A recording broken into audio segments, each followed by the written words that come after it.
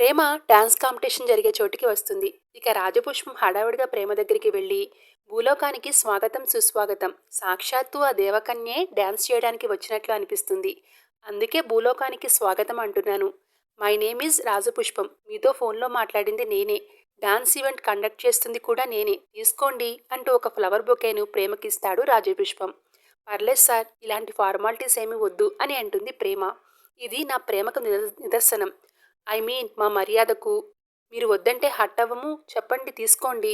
ఈ పువ్వులు కుళ్ళుకుంటున్నాయి. అదే పూల తోట ముందు వెలవెలబోతున్నాయి. రండి రండి అంటూ గది దగ్గరకు తీసుకుని వెళ్తాడు రాజపుష్పం. ఇదే మన రూమ్ అని అంటాడు. ప్రేమ అనుమానంగా చూస్తుంది. వీడేంటి తేడాగా ఉన్నాడు? అదే మేము మీకోసం అరేంజ్ చేసిన రూమ్. మీరు త్వరగా రెడీ అయితే షో స్టార్ట్ చేద్దాం. అదే కాసేపట్లో డాన్స్ కాంపిటీషన్ రెడీ అవుతుందని అంటున్నాను అంటాడు రాజపుష్పం. మీరు వెళ్ళండి సార్, నేను రెడీ అవుతాను అంటుంది ప్రేమ. తప్పదా, వెళ్ళాల్సిందేనా అని అంటాడు రాజపుష్పం. అదే మీరు ప్రయాణం చేసి బాగా అలసిపోయారు కదా, నేను మీకు కావాల్సినవన్నీ దగ్గరుండి చూసుకుందామని అంటాడు రాజపుష్పం.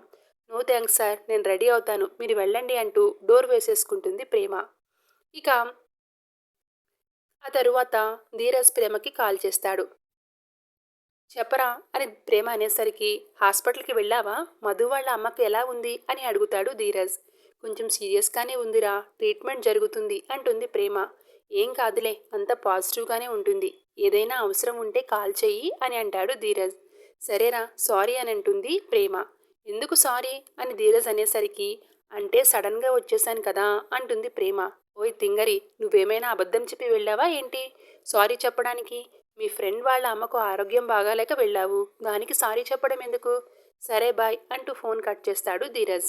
నీకు అబద్ధం చెప్పి వచ్చినందుకు చాలా గిల్టీగా ఉందిరా, కానీ నా భర్తను గెలిపించడానికి తప్పైనా తప్పట్లేదురా. సారీరా ధీరజ్ అని మనసులో అనుకుంటూ ఉంటుంది ప్రేమ. Thank you so much for watching.